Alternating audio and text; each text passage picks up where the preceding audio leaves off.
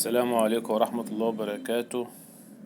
تغطية لأهم أخبار البورصة اليوم بتاريخ 29/4 يوم الأربعاء.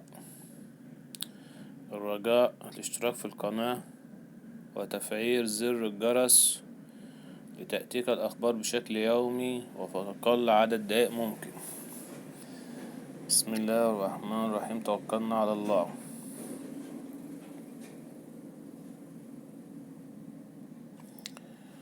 بورصة مصر توسع مكاسبها في المنتصف مع صعود 133 سهم. طبعا التسجيل يا جماعة قبل نهاية الجلسة بحوالي ربع ساعة.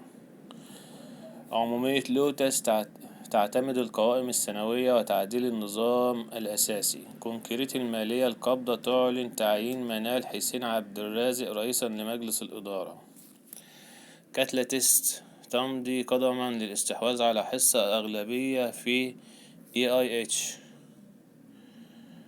النصر الأعمال المدنية عند مفترق فني بعد اختراق المتوسط المتحرك.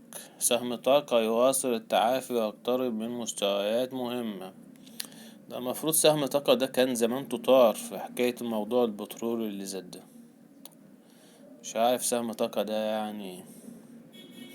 البورصة تعلن نهاية حق وموعد توزيع كوبون جهينة. شوف تفاصيل الخبر ده بسرعة كده. أعلنت إدارة البورصة اليوم موعد التوزيع النقدي رقم 29 شركة جهينة للصناعات الغذائية. وقالت البورصة في إفصاح لبورصة مصر اليوم الأربعاء أن نهاية الحق في توزيع الكوبون النقدي لمشتري السهم حتى نهاية جلسة يوم الاثنين 11/5.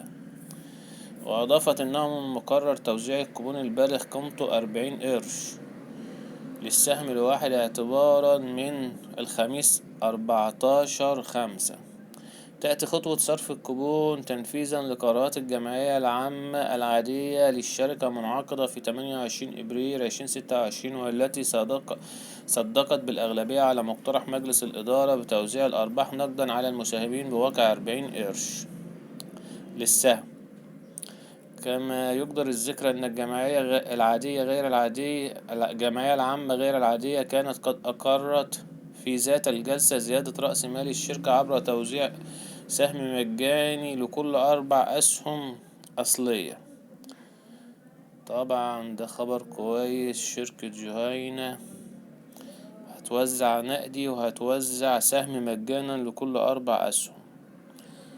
طبعا القطاع الغذائي شركة جهينة شركة قوية. ماشي.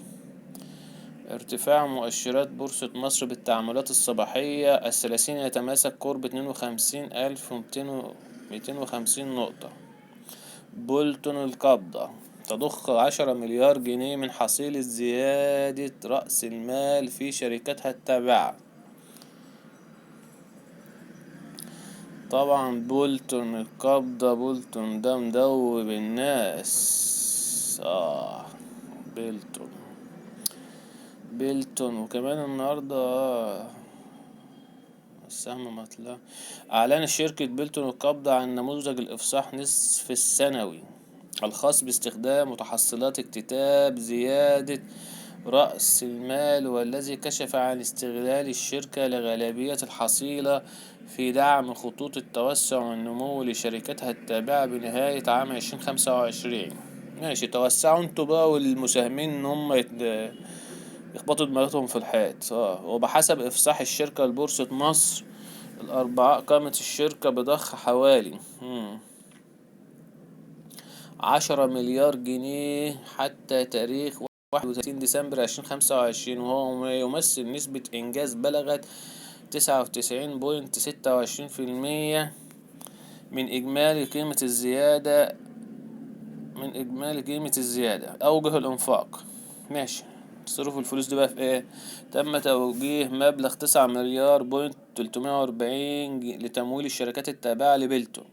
تم تخصيص 671 مليون لزيادة رؤوس أموال بعض الشركات التابعة لتعزيز التوسع والتنويع في الاستثمارات وفقا لمتطلبات السوق. وأشار التقرير إلى أن المبلغ المتبقي من حصيلة الاكتتاب يبلغ 49 مليون جنيه فقط. والله السهم ده أقل واجب يوصل 6 جنيه المفروض يعني، بعد العذاب اللي عذبه للناس. عمومية جهينة تقرر توزيع 40 قرش السهم وتوزيع أسهم مجانية. ماشي اوكي، غطينا الخبر ده. عمومية يونيوبيك تعتمد نتائج أعمال 2025 وتقرر ترحيل الأرباح. ترحيل الأرباح مش هيوزعوا حاجة بقى.